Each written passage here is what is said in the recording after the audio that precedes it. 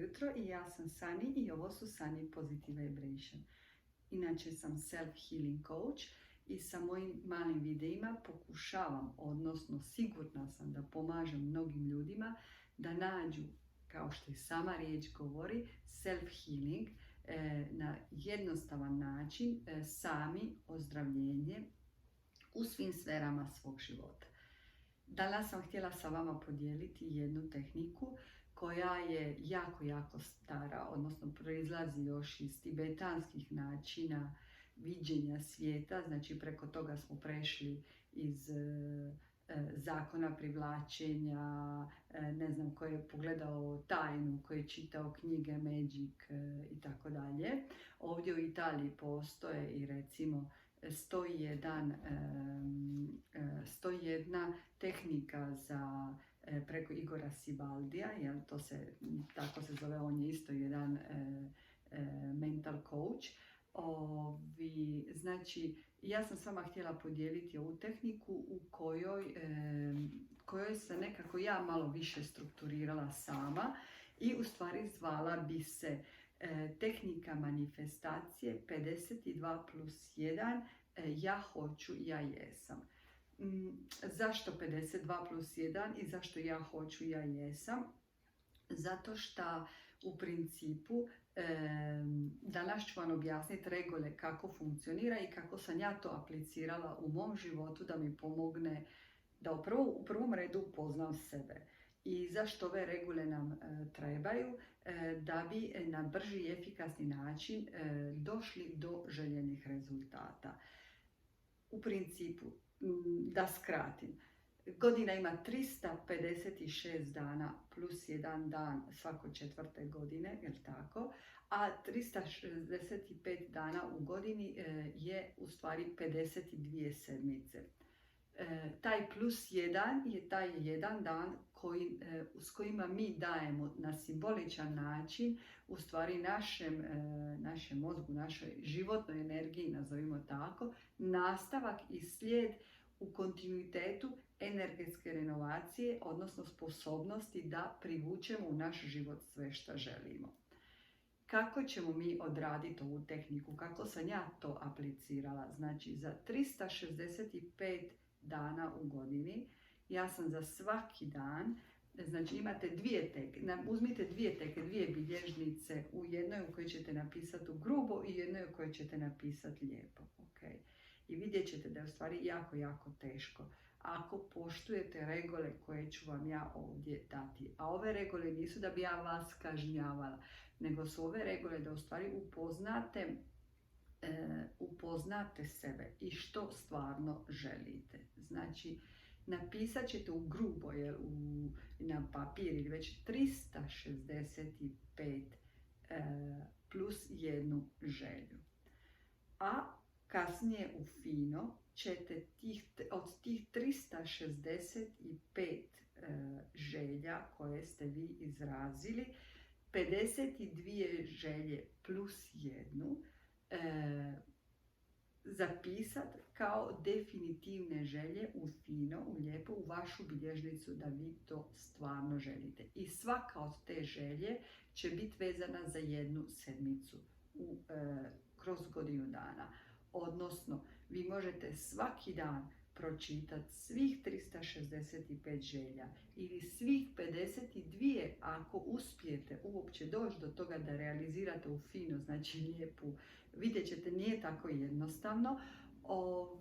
Vidjet ćete kako su stvari, kako mi mislimo da želimo jako puno toga, a sve se svodi na to da su to u stvari mali niz nekakvih istih stvari, u kojima možda čak i imamo previše u životu, ali smo zaokupirani našim potrebama da mi nešto moramo radi našeg simbol statusa, radi želje da se nekome pokažemo, da nešto dokažemo. Eto, znači, ovo je jako bitan dio, ali to ne znači da mi sada nećemo više ništa želiti, da ćemo se kontentirati, što bi se reklo, na to da ostanemo nigdje čardak, ni na nebu, ni na zemlji. Moja namjera nije to. Moja namjera vam je da preko ove tehnike, poštujući ove regole, u principu vi zaista budete svjesni želja koje su vam potrebne i da dođete na brz i efikasan način do tih rezultata. Znači, u grubo, 365 plus jednu želju. Po regulama koje ću vam sada reći. Prepisane od tih 365, kad vidit ćete di se ponavljate, di se ne ponavljate i šta vam u stvari točno treba, 52 želje ćete napisati u fino i svaku sedmicu dana, cijelu jednu sedmicu, na tu želju, kako ste je formulirali, vi ćete na to meditirati. Možete, ponavljam, svaki dan prije spavanja ili kod buđenja ili jedno i drugo pročitati sve 52 želje, ali kako bih vam rekla, jedan cijeli tjedan ostavite da se koncentrirate po redu kako dolaze želje na jednu specifičnu želju. U slučaju, jer se i ovo događa, da vi počnete pisati 365 želje i u međuvremenu jedna od tih želja vam se ostvari ili više od jedna i daj Bože da vam se odmah počnu sve želje ostvarivati, vi ćete samo zamijeniti postojeću želju za ovu sljedeću. Ili tako, znači, došli ste želja broj 1, želja broj 2, želja broj 3, želja broj 5 se ostvarila, jel? I onda ide 6, 7, 8, 9, 10, vi ćete na broj 5 možete prebaciti želju broj 6, jel? Spustiti skalu dole, ili na broj 5, jednu od zadnjih želja od 365 želja koje ste vi napisali, možete jednu reciklirati koju niste stavili u ove 52, jednu možete reciklirati i staviti je na broj 6. Eto, znači to je bilo kako ćemo mi početi uopće da uđemo u ovu tehniku 52 plus 1. A sada ću vam dati i regole. Regola broj 1, regole su više manje u svim ovim tehnikama jako slične, ali ovdje ćemo ih malo sada ponovo obraditi. Znači za ovaj mali dnevnik vaših želja, odnosno tehnika 52 plus 1, ja hoću, ja jesam, prva regola je da morate doslovno znati reći ja hoću i ja jesam. A ne ja bih htjela, bilo bi mi drago, ja želim. Nemojte ja želim. Zašto? Zato što vas to ograničava u energiji u kojoj sve ostaje na želji. Znači, afirmacija je ja hoću auto, ja hoću kuću ili ja sam dobra, ja sam zdrava. Znači, to je regola broj 1. Regola broj 2. Nemojte koristiti negaciju, to smo više puta obradili taj argument jer je jako, jako bitno. Znači na psihološkom levelu, na emotivnom levelu i od antikiteta, znači pričamo još o tibetanskim tehnikama rada, naš mozak ne prihvaća ne. Kad vi rečete ja ne želim da mi se slon pokaki u salonu, moguće je da iako ne živite u Indiji ni u Africi, da nađete kakicu ko da vam se slon pokaki u salonu. Šalim se. Hoću vas malo i zabaviti da vam ne bude to tako traumatično, ali samo sam htjela reći da naš mozak, naša vizualizacija kreativna ne prihvaća negacije. U svemu koristite afirmaciju pozitivnog. Znači zamijenite, kao što smo već 1000 puta rekli, ali ja se i ponavljam za one koji su možda prvi put sa nama. Afirmacija mora biti ja želim zdravlje, ja sam bogata, uspješna, lijepa, pametna, seksipilna, ja sam nadaren, ja imam sreću, ja hoću blagostanje i tako dalje. Što god, znači za svaki problem koji pod navodnike ne želite, zamijenite ga jednostavno sa vašom stvarnom željom, odnosno kako bi to zvučalo da imate ono što želite. Jesam zakomplicirala, rećete vi ova je skroz frufru. Treća U ovoj tehnici, i ovo je jako bitno, znači u svim drugim tehnikama ja sam vam objasnila da morate biti precizni, znači sa pitanjem čak i u količini novca i u svemu, ali u ovoj tehnici 52 plus 1 je jako bitno da ne pitate novac. Zato što je novac obaveza, odnosno instrument s kojim vi želite doći do nečega. Znači, baš u ovoj tehnici specifične 52 plus 1, nemojte pitati novac, nego pitajte gotov cilj. Znači, nemojte pitati 1.000.000 eura zato što vi želite kupiti vilu na moru, nego pitajte vilu na moru. Ili ako želite auto, nemojte pitati da vam dođe na račun 20.000 ili 30 ili 60.000 eura koliko košta vaše auto, nego pitajte konkretno vaše auto. Zašto? Zato što novac stvara obavezu.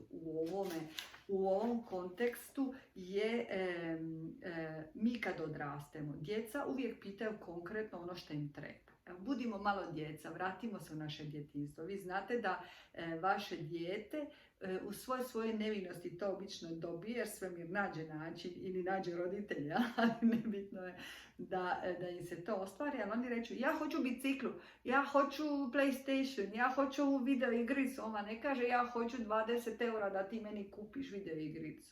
Razumijete? Dobro, sada postoji bonovi i sve, ali on opet reće ja hoću bon za video igricu. Tako da naučimo pitati konkretno, jasno i glasno ono što sredočimo se na stvarnu želju, realiziranu mogućnost da imamo želju ispred sebe. Je li to auto, je li to kuća, je li to bazen, je li to blagostanje, je li to zdravlje i tako dalje. Budimo što jasniji možemo, to je 4. regula. Kad kažem budimo što jasniji što možemo, recimo, ja sam malo prije spomenula blagostanje, jer nisam još došla, htjela sam vam pojasniti ovu treću regulu, ali u principu znači tražite radost, recimo, to je toliko općenito, to je općenito. Ja tražim radost u mom životu.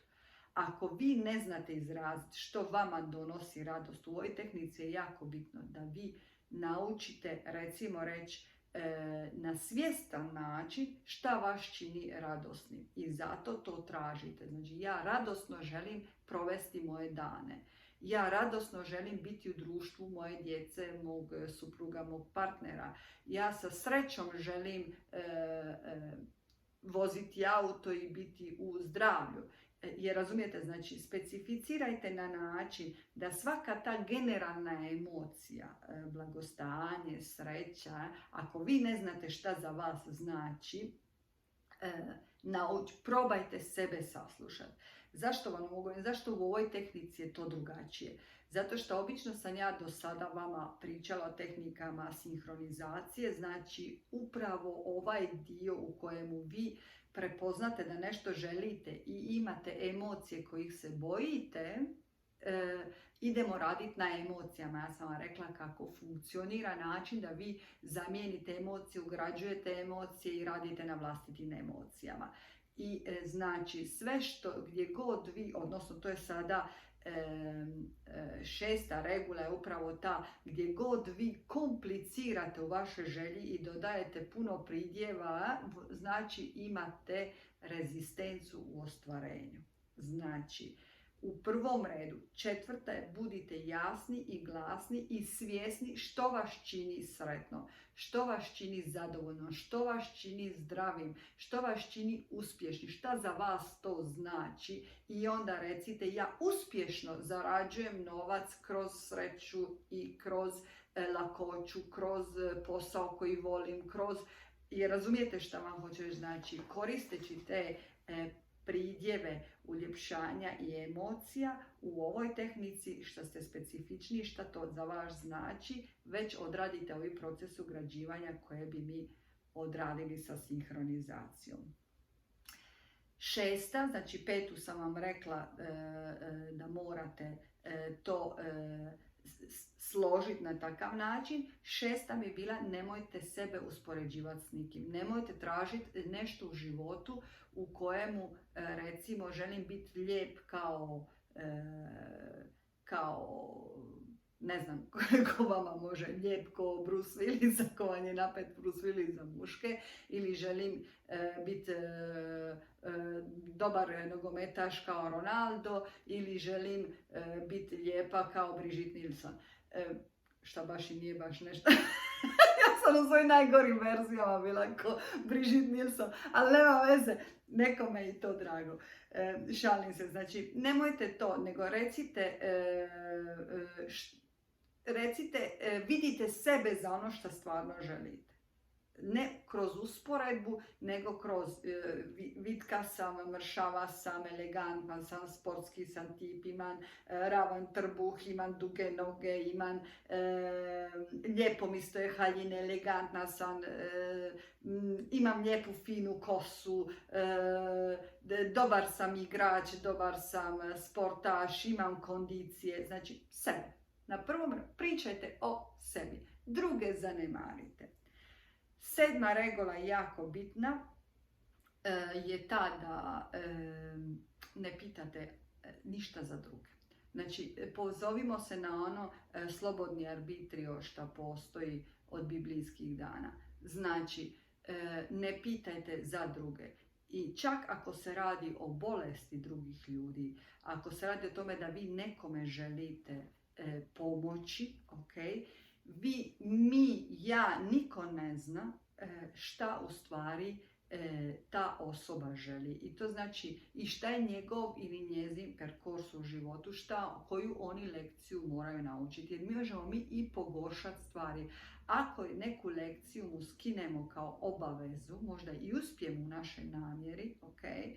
Mi prebacimo na sebe odgovornost, znači mi na sebe preuzimamo odgovornost nečijeg zdravlja, ili uspjeha ili neuspjeha ili već šta je, i odgovornosti, a njima otežavamo jer oni neće naučiti tu lakšu lekciju, a život će im prezentirati očito nešto i još teže. I to vam je uvijek tako, znači jedino ako osoba i vi se bavite ozdravljenjima i znate, imate određenu tehniku i osoba vas pita učini to za mene, znači ja bih radio na tome, ja želim po tom pitanju ozdraviti, vi onda možete raditi jer tu onda je osoba koja bira. Jer da razumijete šta vam hoće reći, ali da vi rečete ja želim za njega, nju da ozdravi, da bude dobro, vi to ne smijete raditi zato što možete pogoršati situaciju. Odnosno miješamo se u energiju koju mi ne prepoznajemo i ne znamo da li na to imamo pravo. Zašto još je to bitno? Kako se to može, znači,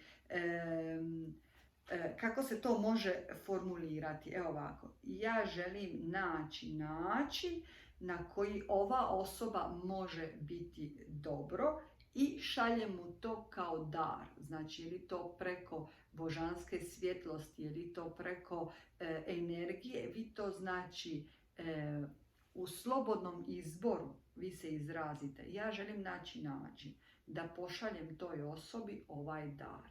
I onda stoji na osobi da li će to primiti. Eto, to je jedini način na koji vi možete interferirati, a ne ja želim za nju to. Ok? Nadam se da sam bila jasna. Ako oko ovoga nešto niste razumjeli, samo vi meni pitajte, pošaljite doli porukice, imate na Facebooku, imate me na Instagramu, nađite način, komunicirajte s menom, šta god sam ja zakomplicirala, vi samo slobodno pitajte, neću vam se ja ofenditi, čak naprotiv, zajedno smo jači i bolje možemo razumjeti sve. Znači, još jedna regula je ta, nemojte u manjenicama pričati, jer želim kućicu na moru, imajte hrabrost. Kućicu na moru može vam se dogoditi da vam neko donese Lego kockice pa da vi to slažete. I ovo nije šala. Svemir je doslovan. Tako da vi ne želite malu kućicu na moru, nego recite ja želim kuću na moru u kojoj ja mogu stanovati. Ja želim kuću na moru koja je svjetla, ugodna i fina. I ponavljam vam, zadnja regola koja je jako bitna, to je da nastojite reći u kratkim rečenicama. Kratkim, konkretnim rečenicama. Znači, zadnja regola je ta. Vraćam se ponovo na ja hoću kuću na moru, svjetlu, prozračnu, s pogledom na more. Točka. U drugoj želji, ali ne smijete se ponavljati. Nemojte sada, ja želim kuću na moru u Istri, ja želim kuću na moru u Splitu, ja želim kuću... To je onda postane osesivno, nego znači možete nadograditi. Druga želja, ja želim kuću na moru, osvjetljenu, prozračnu, toplu, s pogledom na more. Druga želja odmah ispod toga može, ja hoću kuću na moru, ispričavam se jer sam pričala o želji pa sam se povezala na ja želim. Ja hoću kuću na moru, prozračnu, lijepa. Druga želja poslije toga je ja hoću da se nalazi u Splitu i da ima 4 sobe i 2 zahoda. Treća želja, ja hoću da imam veliki vrtal, maslinik i vinograd. Ili razumite što vam hoću? I to znači opet je vezano za tu želju, znači vi nadopunjavate želju, da joj dajete formu, ali ne komplicirate, ne zapličete sebe, jer gdje god vi sebe zapličete, znači da imate jednu rezistenciju. I zadnju stvar koju vam želim reći, savjet, ovo je za sva slomljena srca, nazovimo to tako.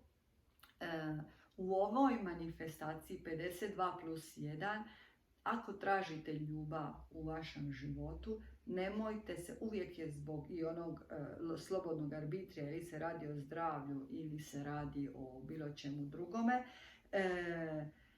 nemojte nikad pitati određenu osobu. I naročito nemojte se vezivati do kraja života za tu osobu, jer vi sebe i tu osobu ograničavate u jednoj situaciji, ali vi u stvari ne znate da li je ta osoba najbolja za vas. Znači, vi možete reći, ja želim sretnu, kvalitetnu vezu sa partnerom koji meni daje isto to, koji me čini sretnom i koji mi daje kvalitetnu, stabilnu vezu. Ili kako god, šta god za vas to prezentira. Znači, želim ljubavnu priču u kojoj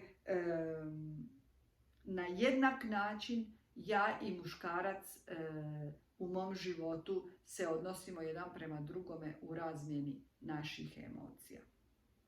Kako god vi to formulirate, ja sam ovo sada malo izlupala jer govorim doslovno što bi se reklo na pamet, jer nisam zapisala kakav program možete napraviti, ali nemojte reći ja hoću Franu za cijeli život pored mene, jer možda otkrijete da Frane u stvari je jedna vaša velika težina i nesreća ili Stipe ili Mate, nije bitno. Koristite, kažem vam, jednostavne riječi i nemojte se ponavljati jer će postati osesivno. Znači, ja hoću putovanje u Brazil, ja hoću putovanje u Jamajku, ja hoću putovanje u Split, ja hoću putovanje. To su osesivno kompulsivne i onda one vam blokiraju svaku moguću energiju. Znači, konkretno, jasno i glasno. I zato sam vam rekla, vidjet ćete, 52+1 je već jako puno želja, ali 365+1 da ne govorimo. Nemojte se obeshrabriti, nastojte doći do 365, nemojte se ljutiti, petak kuta, treba mi kava. Ljudi moji, ako prava Spličanka, malo mi jedna kava vanka, pada kiša, danas me na sve moguće jezike čujete. Znači, budite specifični, koristite ove regole i znajte mi reći je li imate kakvog uspjeha. Ja vam želim stvarno sreću i da vam se na šta brži, šta bolji mogući način ove vaše želje, odnosno vaše odluke ja jesam i ja želim realiziraju na što brži mogući način. Afirmacije: ja sam već puna energije i vitalnosti.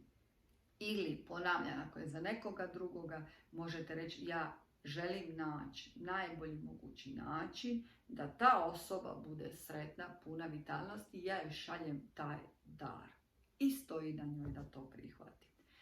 Ljubim vas puno, nadam se da ste zadovoljni, nadam se da ćete moći aplicirati ovu tehniku. Znači, upišite se ko nije na ovu stranicu, podijelite sa vašim prijateljima i budite uspješni, bogati, sretni, najljepši, kao što sam i ja. Ćao!